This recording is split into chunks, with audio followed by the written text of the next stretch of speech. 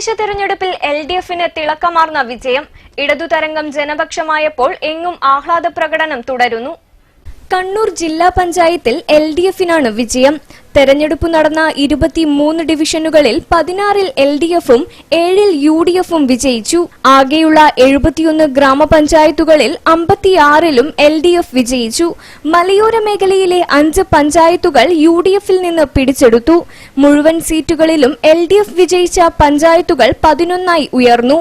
Seal news, Kannur. 22 വർഷങ്ങൾക്ക് ശേഷം പയ്യാവൂർ പഞ്ചായത്തിൽ ചെങ്കൊടി പാറുകയാണ്. 16 വാർഡുകളിൽ 9-ലും ഇടതിനാണ് ജയം. 6 എണ്ണത്തിൽ UDFുമാണ് വിജയിച്ചത്. ഇതിനു മുൻപ് 2 തവണ മാത്രമായിരുന്നു ഇടതുപക്ഷം പയ്യാവൂരിൽ നില കണ്ടെത്തിയത്. എന്നാൽ 2020-ൽ പയ്യാവൂർ പഞ്ചായത്ത് വീണ്ടും ചുവപ്പണിയുകയാണ്. 16 വാർഡുകളിൽ 9-ലും ഇടതിനാണ് ജയം. 6 എണ്ണത്തിൽ UDFും വിജയിച്ചു. 10-ാം വാർഡിൽ UDF പുറത്താക്കിയ TP അഷ്റഫ് വിജയിച്ചു.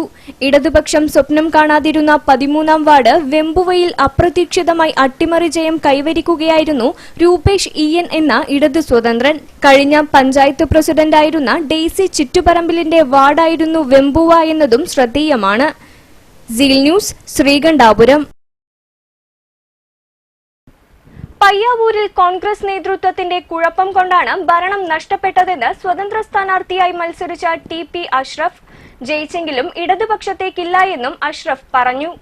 പയ്യാവൂർ പഞ്ചായത്തിൽ ഭരണം ഇടതുപക്ഷത്തിനാണെങ്കിലും തിളങ്ങിയത് TP അഷ്റഫാണ്. കോൺഗ്രസ് നേതൃത്വം സീറ്റ് നിഷേധിച്ച സാഹചര്യത്തിൽ KPCC ഇടപെടലിൽ മണ്ഡലം പ്രസിഡന്റിന്റെ വാർഡിൽ തന്നെ എതിർ സ്ഥാനാർത്ഥിയായി മത്സരിക്കുകയായിരുന്നു. സ്ഥാനാർത്ഥി നിർണയത്തിലെ മാനദണ്ഡങ്ങൾ മറികടന്ന് മണ്ഡലം പ്രസിഡന്റിന്റെ നേതൃത്വത്തിൽ സ്ഥാനാർത്ഥികളെ പ്രഖ്യാപിച്ചതാണ് 10-ൽ തന്നെ സ്ഥാനാർത്ഥിയാകാൻ തന്നെ പ്രേരിപ്പിച്ചതെന്ന് അഷ്റഫ് പറഞ്ഞു.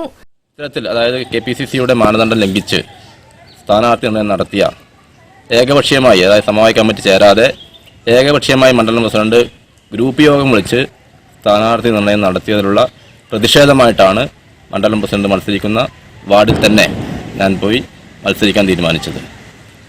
പയ്യാവൂർ പഞ്ചായത്തിലെ കോൺഗ്രസ് പാർട്ടി ഇന്ന് വലിയ പ്രതിസന്ധിയിലൂടെ കടന്നുപോവുകയാണ്. കോൺഗ്രസിനെ നിയന്ത്രിക്കുന്നത്, അല്ലെങ്കിൽ കോൺഗ്രസ് പാർട്ടിയിലെ പാർട്ടിയെ ഇപ്പോൾ നയിക്കുന്നത് ശരിക്കും പറഞ്ഞാൽ ഒരു മാഫിയ ടീമാണ് എന്ന് പറയേണ്ടിയിരിക്കുന്നു. പലരുടെയും താല്പര്യങ്ങളാണ് കോൺഗ്രസിൻ്റെ ഇപ്പോൾ നടപ്പിലാക്കുന്നത്.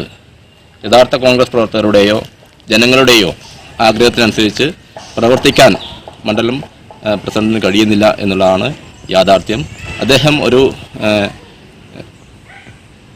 വ്യവസായ സ്ഥാപനത്തിലെ ജീവനക്കാരനാണ്.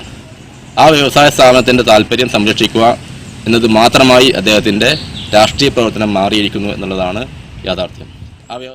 Seal news, Sreekandapuram.